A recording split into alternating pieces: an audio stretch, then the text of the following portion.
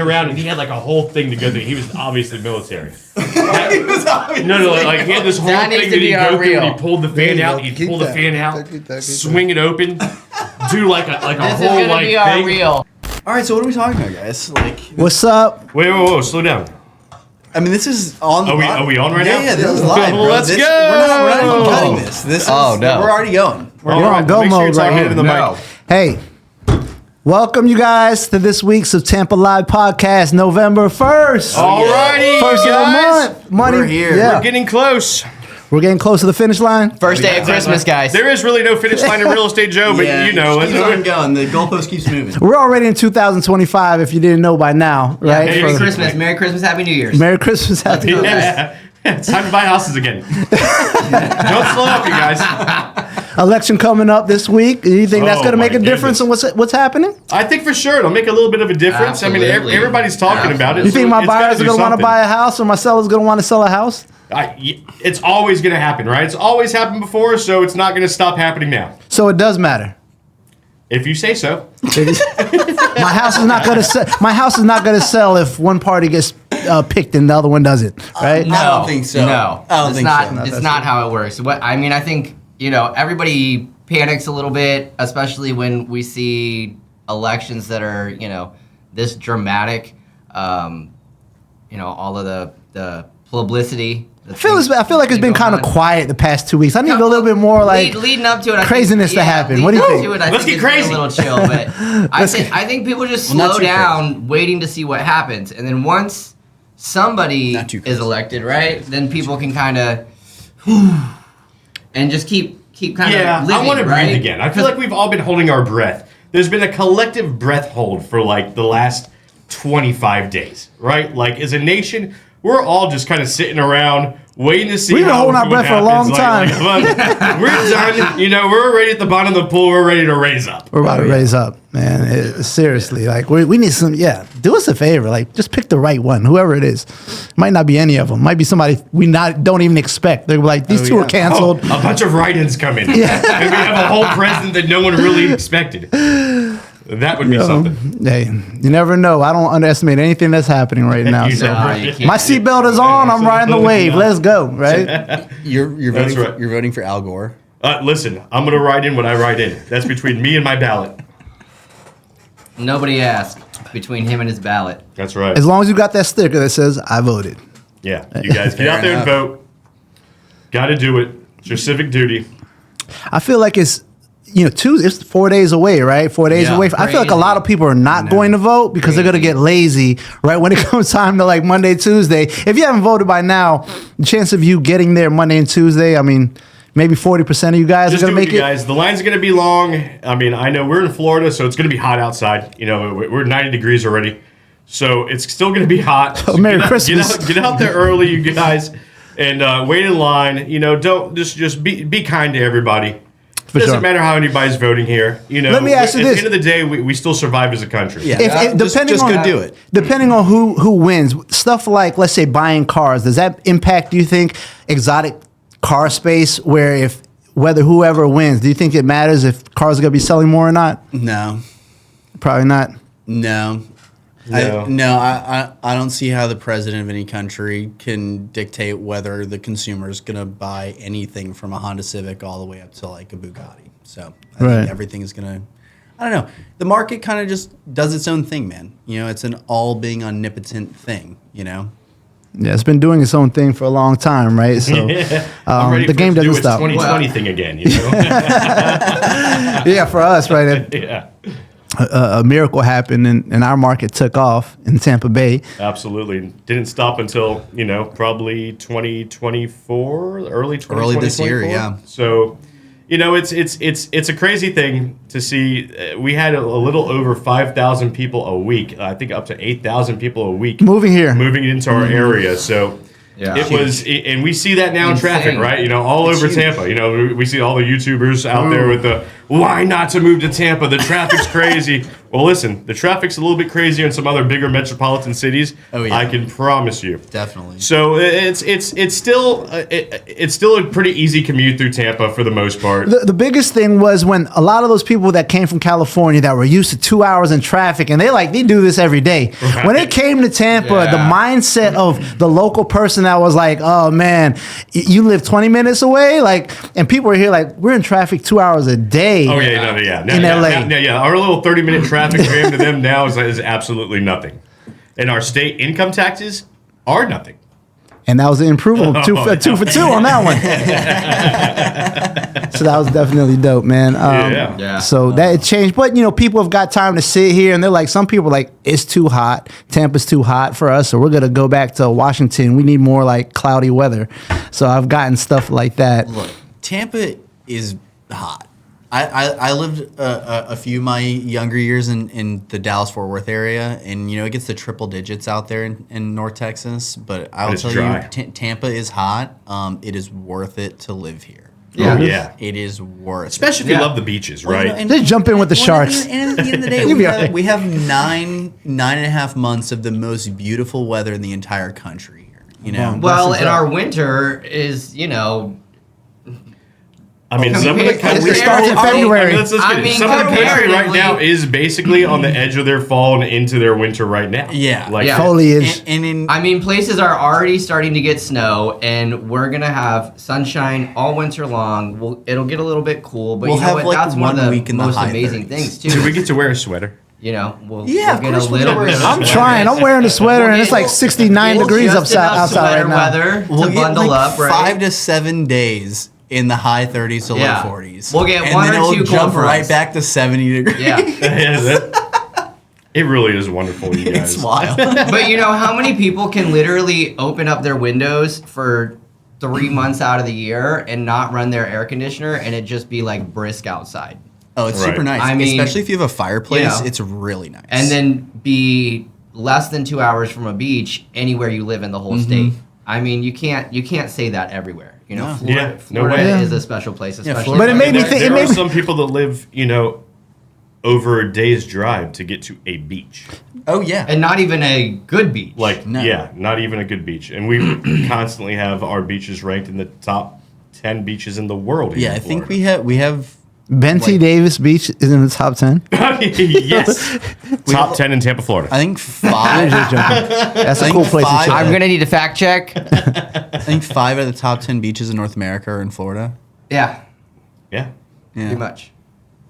So top asset performance in Tampa Live. I mean, what's hot right now in Tampa? When a lot of people are like, what is the best performers in Tampa? That's a John question right here. You know what I've seen that's interesting, that's a little out of the box? The Motor Enclave. Have you guys heard of that? Oh, I know a little bit about the Motor Enclave, John. What do you know about the Motor Enclave, Jeff? Tell me. I have some residential clients who own some garages over there, who have a fun little collection of cars. So, enlighten the public a little bit. What is the Motor Enclave?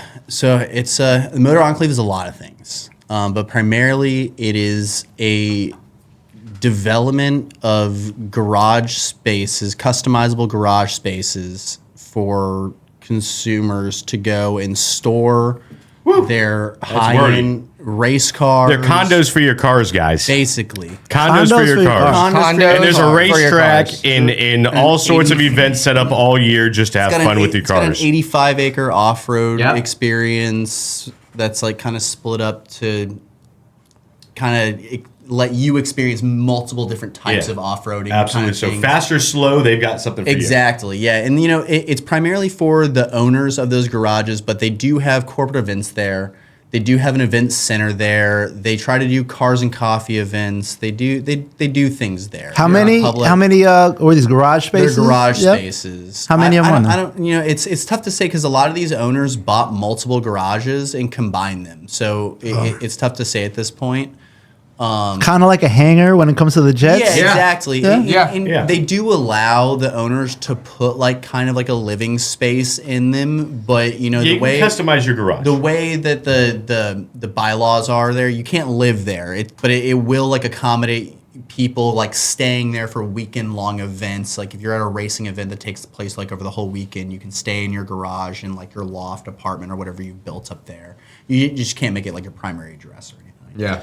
Ah, got it. So yeah, Very the parties. cool, man. Just on the outskirts of Tampa, not even far. So it's a man cave. Yeah. Basically. Yeah. Yeah. It's a For the man ballers. cave outside of your home. You know, Yeah. it's a fully customizable. Best place for it, right? Basic. Keep your cars someplace else so the wife doesn't see the new ones you buy.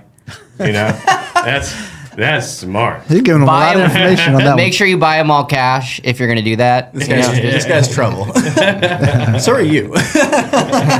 But I mean, as far as assets, I think commercial, multifamily, and we're still seeing a big lean into short term, despite all of the stuff that's been happening over the last kind of 12 to 18 months with short term regulations changing and kind of the ebbs and flow with Airbnb and Vrbo and their value in the marketplace. What's changed recently with short-term rentals that you've seen within the past year?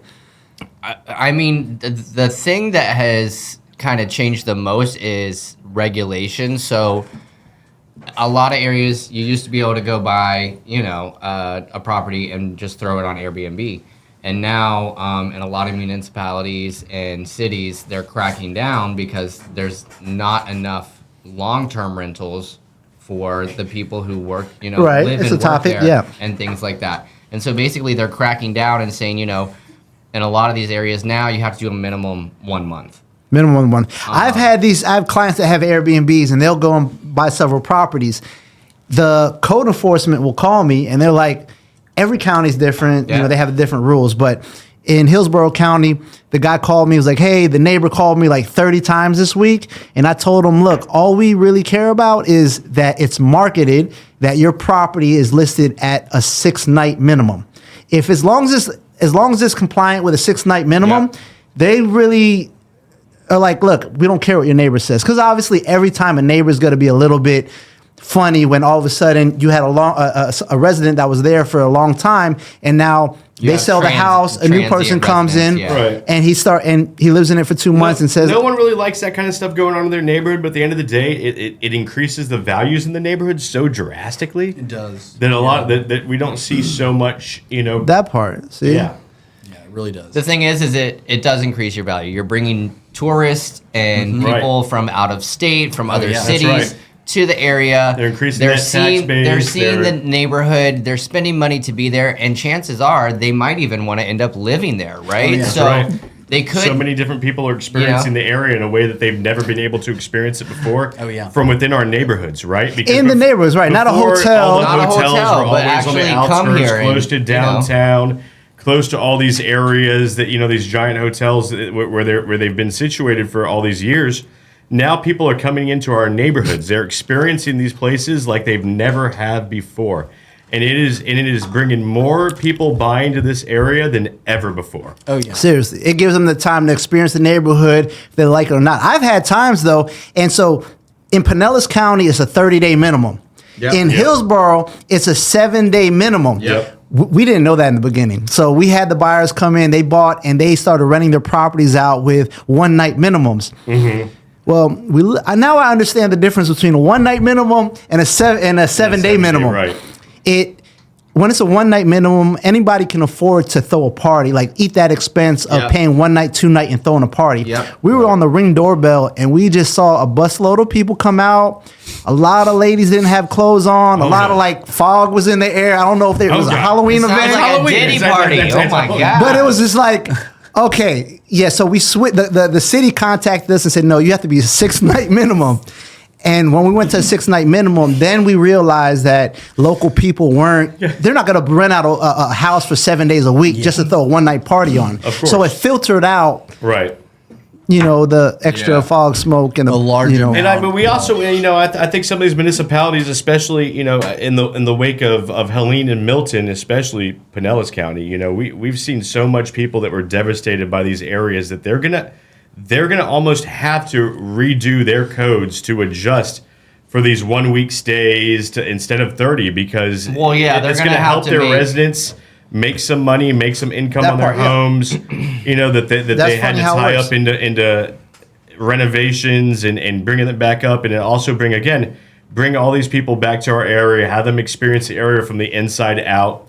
And it's really so beneficial to the cities anymore to have these tourists come in and experience places a way that they've never experienced them before.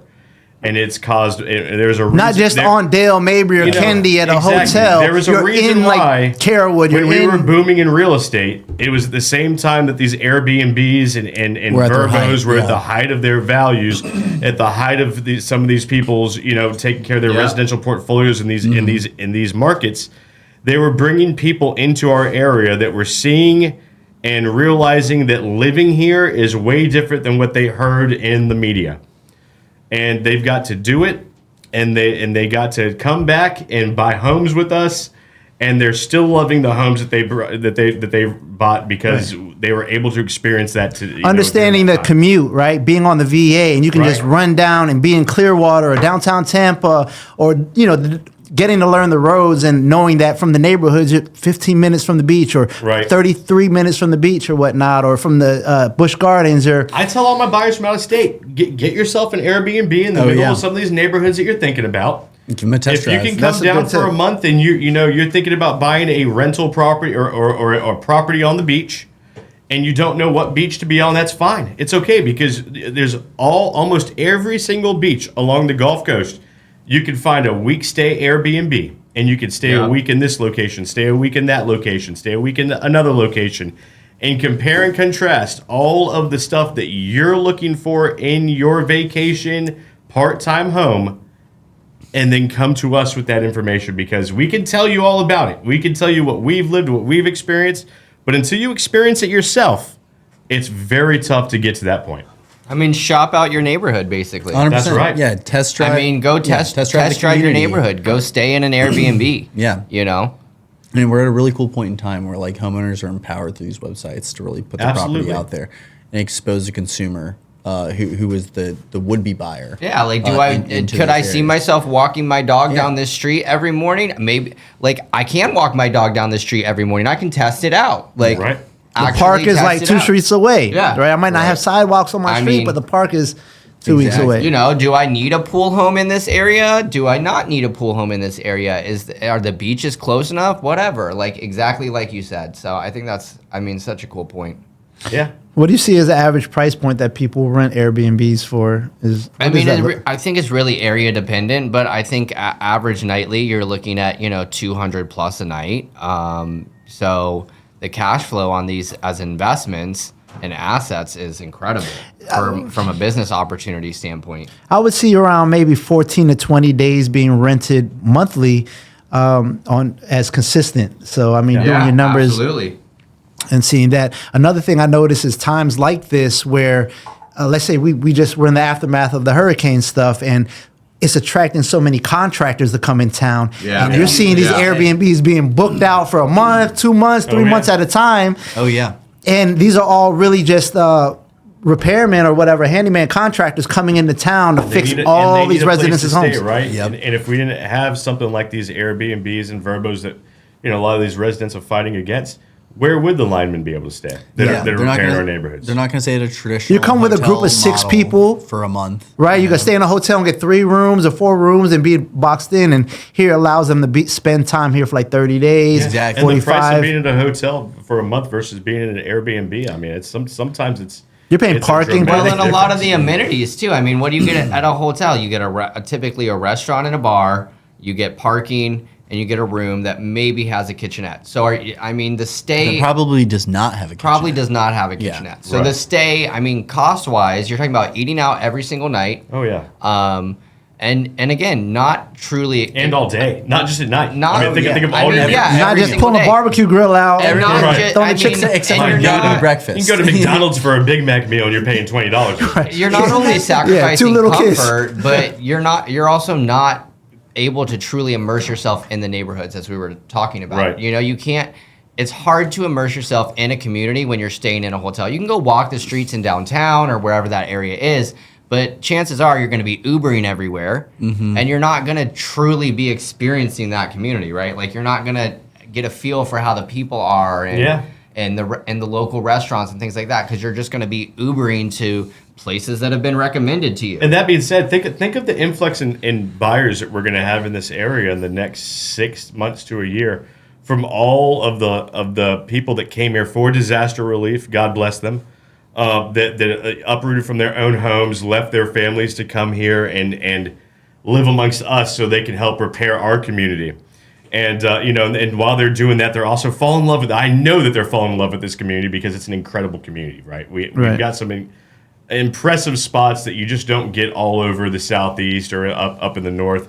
So it's contact the agent and say, hey, I'm going to book this Airbnb. There might be a difference between the $75 Airbnb and the $165 Airbnb. Oh right. yeah, definitely. And contact them and let them know what you're coming here for. You know, if you're coming here for disaster relief, let them know that you're coming here to help us Floridians, that you're helping the community, because some of these people are going to be happy to help you out because it's, we know we're in the field together, right? Yeah. We definitely know and figure it out. So, but Airbnb has been a space that it was making a lot of noise. It kind of quieted down, but I think it serves its purpose. Mm-hmm. Yeah, So people don't want to come with a family vacation and be in a hotel room have to rent 4 or 5 different hotel rooms with your group of your family, and you guys can come to the house and overall people are respectful with properties. I'm not seeing like them damaging properties like that, Yeah. So there's a lot of people out there that are going to tell you the horror stories, tell you stay away from the space, but honestly, we don't see that a lot. It's very few and far between.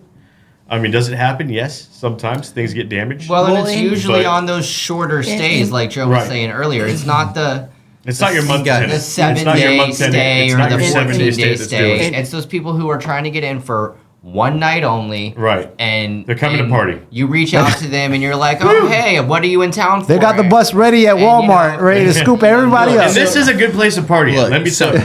Look, so you as the owner who's renting a property out on Airbnb, you need to vet your tenant and you need to try to filter out those people trying to rent your place to party in it. Yeah. But beyond that, though, Airbnb is pretty good about helping out tenants and covering damages. Absolutely. And then they have some of the best insurance coverage. And then they go after the tenant and get recouped themselves after they've long paid you out. So just keep all the communication in your inbox or your messaging with that portal. So point being, the point I want to make though is like you shouldn't be scared away from an Airbnb situation because you think someone's gonna like wreck your property. Right. It can happen. It's unlikely. Airbnb is pretty good about taking care of you. And you as the landlord, you need to filter your tenants and just make sure you're getting a good tenant in there. So well, and the nice thing about Airbnb is it scores both parties, right? Totally. It doesn't just score the host; it also scores the guest. 100%. So if you're an investor who's like contemplating, kind of on a I ledge, didn't know that. Oh yeah. do 100%. I? Should I? Same thing as like on. Should I Uber try and this whatnot. short-term rental thing? If Like you you have have, an Uber a couple properties, Good to the know. ability to put one, why not put one on there and see how it goes? Are there any hot, like, some areas that are different than others? Like, are you seeing in Pinellas, or there's some areas that are better? Or I mean, as far as for short-term rentals, obviously unincorporated areas in Pinellas County. What does unincorporated area mean? For the people? Unincorporated basically means that it doesn't really belong to a specific municipality. It's really just part of that county. So as far as zoning and regulation, it'll fall into the general like building and zoning regulation. Like Gulfport in St. Petersburg, I feel is like it's its own municipality, so they're able to regulate and zone a little bit differently, where they'll allow short-term rentals, and you can also get a permit in areas of Gulfport that are not designated for short-term rental, so that you can get a special exemption to be able to short-term rent without fear of potentially getting cited or fined. Very good, guys. And that being said, guys, I have to jump in real quick. Make sure that when you're looking at some of these short-term rentals and opportunities in this field, that you are working with an agent that understands some of this zoning, and how it's affected in different municipalities, because zoning will kill an entire deal. Oh yeah. If you get in there and you can't do what you thought you were going to be able to do with that property. No, that's so adding, like, you mean like adding additional unit to the back or anything anything from short-term rentals to adding an ADU. You want to make sure that you're working with a professional that knows this stuff or knows how you can go about getting that information so you can find out for yourself and you have that firsthand knowledge. So basically, make sure you find a resource who can either help you do your due diligence or point you in the right direction for the resources to conduct your due diligence. Right. So that you don't end up buying a property that, let's be frank, is going to screw you right. when you go to try to short-term rent it or right. do seasonal rental, because maybe that city or that local government doesn't permit stays below a certain amount of days or whatever. And remember, the right agent will help you negotiate that due diligence time period in your contract. Yep. And to contact Vinny Anello, it is Tampa Bay. Buy Tampa Bay. Buy Tampa now. Buy Tampa now. Yeah, you contact BuyTampaNow.com. You contact both Vincent and myself at BuyTampaNow.com. BuyTampaNow.com on Tampa Bay Live. You heard it first. That's right. Yeah, no, but I did hear that they're in Pinellas, in St. Petersburg area, they're more lenient to allow you to add an addition on there. So I have a lot of investors, they'll buy like a 2-bedroom, 1-bath, and what they do is it might have a carport, they'll convert that to a 3rd bedroom and add a bathroom. So now you went from a 2-1 to a 3-2. John, I feel like you mentioned that like 2 or 3 weeks ago on another episode. I think it was 3 or 4 episodes ago. If you guys go look back, we talked about it a little bit. The zoning in St. Pete with like the NS1 and the NC and et cetera, allowing the ADUs. They rezoned a ton of properties, so most corner lots that are at least 10,000 square feet or 7,500 square feet or larger, you can pretty much go and apply and get permission to just kind of slap an ADU on there. It has to be a corner lot. Those are the ones that kind of automatically apply, but you can get exemptions and you can still get permitted. Mostly what they're looking for is a minimum lot size and for the ADU to meet the minimum easement. Percent. So, right? John, do they do that for the corner lots just because of the assumption of access to any additional unit? I believe so, yeah. And corner lots can be zoned sometimes mixed use, like commercial. Yeah. Correct. Commercial or residential. Mm-hmm. You can use them in both ways. So so you can actually go on the Pinellas County or City of St. Pete website, and they have a whole zoning map and system where you can put in an address and you can actually check if the zoning meets the requirements to put an ADU up. So and that's for current zoning and future zoning, yes, right, John? Correct. Yeah. And they've made it really, really simple, not only for the consumer to identify it, but also for us as agents to go in, plug and play basically, put in an address and see, okay, this is going to qualify for an ADU. And then that way, when we're doing our underwriting and due diligence to, what kind of value can we add? Is there a big value add here? We can say, okay, we can put an ADU, or we can put a little shipping container home or whatever. Because more people are moving to the area, and that's the reason why the cities are supporting it. More people are coming to the areas. They want to provide more occupancy. Gone up so much that, a lot of times we really need to help out our in-laws in their retirement, or help out our family members or our loved ones at some point, and be able to add to our to our housing to help them out is we get so many for everybody. We get so many calls, people wanting to know, what do? We own a house, we got set income, but with inflation, the expenses of everything else has gone up. Like they're like, we're barely can breathe out here, right? With our expenses and the income that they got coming on. So I'm in support of that. I love that idea of being able to create that porch into an extra room that might need to house another family member or friend. So I'm all with that, man. But hey, look, we're in the 4th quarter of the year.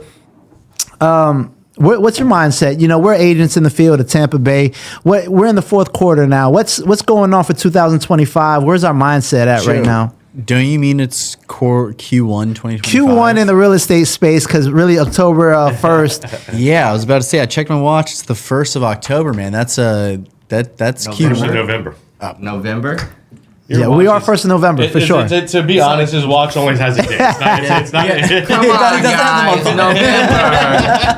November. But I mean, where's everybody's mindset should be at right now? I think a lot of people through this hurricane. I feel like we took a pause. Everybody in the game of Tampa, we've taken a pause. It's not a secret. Yeah, playing catch up. You know, we had deals that were affected by the storm. You know, right now we're waiting on re-inspections. A lot of these appraisers and inspection companies are super busy, booked up, you know, for a while. Houses we were going to sell are now like underwater. We're not selling. Absolutely.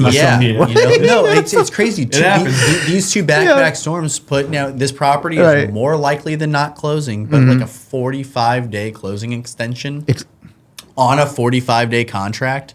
Right. You know what I mean? It's pretty crazy. We're sitting 3 months into the deal, but you know what? At the end of the day, we will wind up closing it.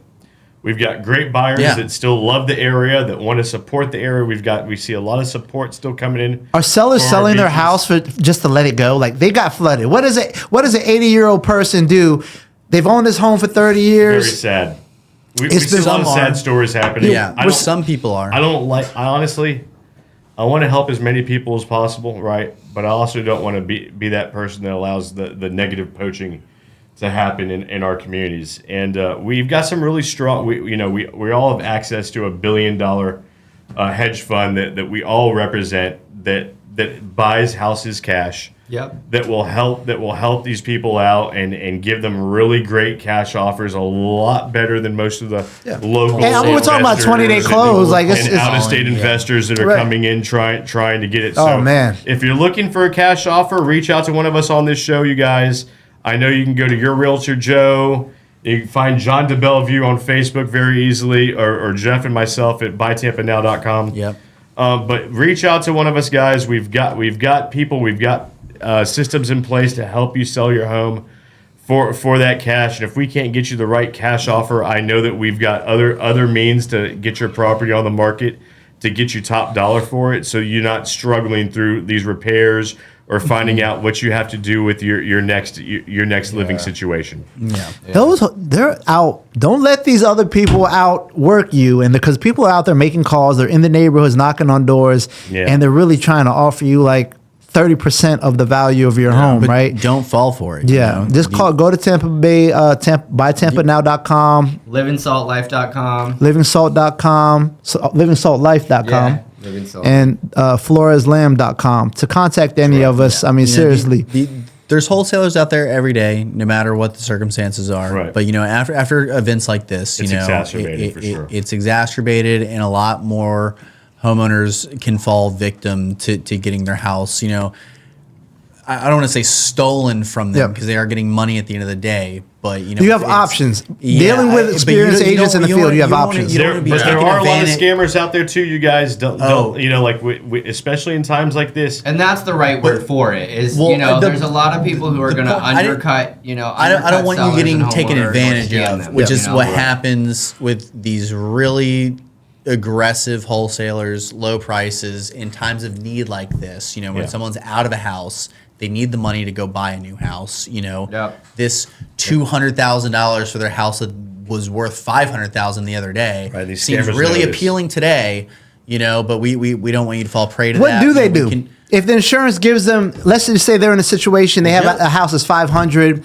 The land value might be $200,000. Joe, you got to remember though. Well, they'll give you the repair cost of the home, to replace the home on the land, But you got to remember though, like a lot of these people who were flooded out, like were in flood zones that don't require flood insurance because they're outside of 500-year and 100-year floodplains and whatnot, and still got flooded because once again, these storms were a once in 100-year kind of event.